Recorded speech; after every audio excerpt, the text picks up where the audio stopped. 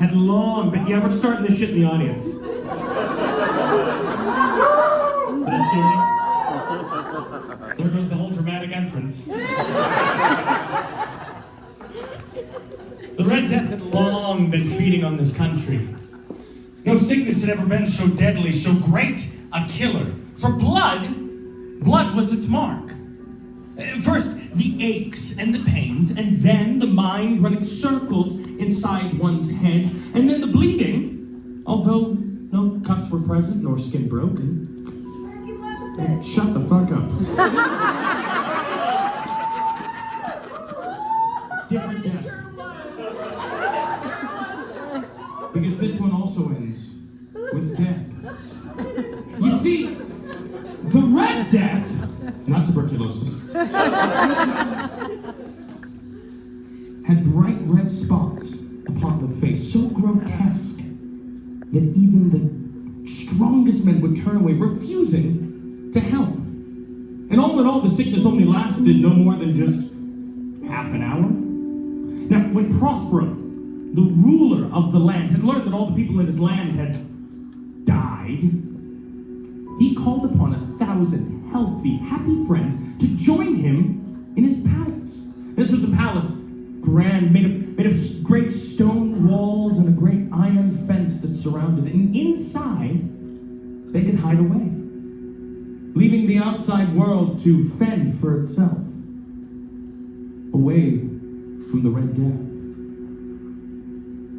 Now, he was to provide everything that they needed. He was to provide them with food, with drinking, with music, with dancing, with cocktails, with merriment, with drinking. And I mentioned there was drinking. That kind of people. There was some drinking. And inside they could hide away. Now, after 5 months, he invited all of his friends to join him for a masquerade. Now, this masquerade was to be an evening of great richness. This event, everyone was to wear their finest clothes and their most extravagant masks. It was to be an evening of great richness. Now, in this palace, there were 7 different rooms. No more than one could be seen at any given time. And inside of each room stood 3 tall, beautiful, painted windows of glass that matched the colors of the room they're in. See, in the first room, the blue room, hanging on its walls was beautiful blue cloth, and its windows were blue. In the second room, the purple room, upon its floors were elegant purple cloth, and purple were its windows. The third was green, the fourth was yellow, the fifth was white, the sixth was violet, but the seventh room had windows that did not match.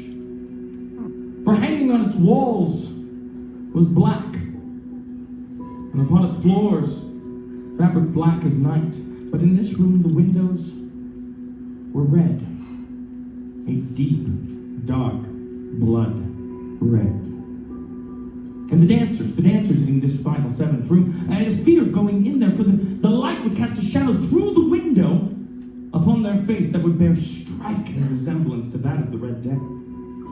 And inside the 7th room stood a clock, a great tall clock made out of tall black wood planks, and the hands would tick and talk and tick and talk and tick and talk, and at the top of every hour, the clock would chime. And strangely enough, when the clock would chime, the music would stop. The dancers would stand still, and all that could be heard was the chiming of this great clock. Now, this masquerade was to be an evening of great richness, and as the dancers were dancing in the first room, the blue room, they noticed somebody, a strange masquerader standing in the back. And no one recognized this masquerader, and the dancers, they started to whisper about this masquerader.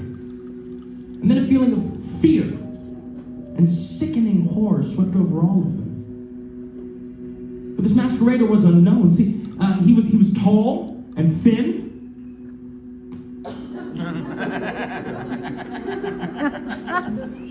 Just imagine, if you will.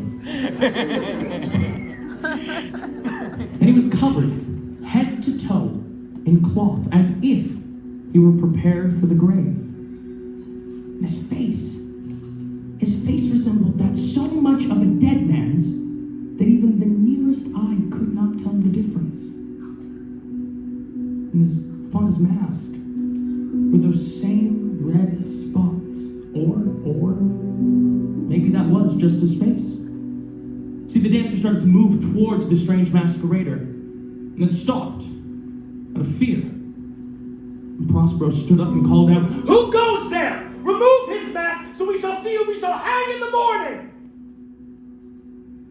The dancer stood still with fear, and this strange masquerader started to walk with even, metered, unbroken steps from the blue room to the purple room, and from the purple room to the green room, and from the green room to the yellow room, from the yellow room to the white room, and from the white unto the violet. And Prospero, following just 3 or 4 feet behind this strange masquerader with a knife held up high over his head, ready to strike this strange masquerader, this masquerader stopped. And the stranger turned and locked eyes with Prospero.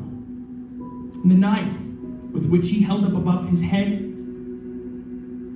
fell to the ground, its blade glistening in the colored light of the painted windows.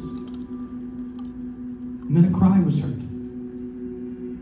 And then Prospero fell dead. See, the strongest men tried to come in and hold back this strange masquerader, but when they reached out to touch him, they found nothing. No form, no body, nothing. They knew that this was the Red Death itself, because one by one, the dancers fell, and they all died. And then the fires died. And the music stopped. Darkness and decay fell over the land, and they knew that the Red Death would rule forever over all.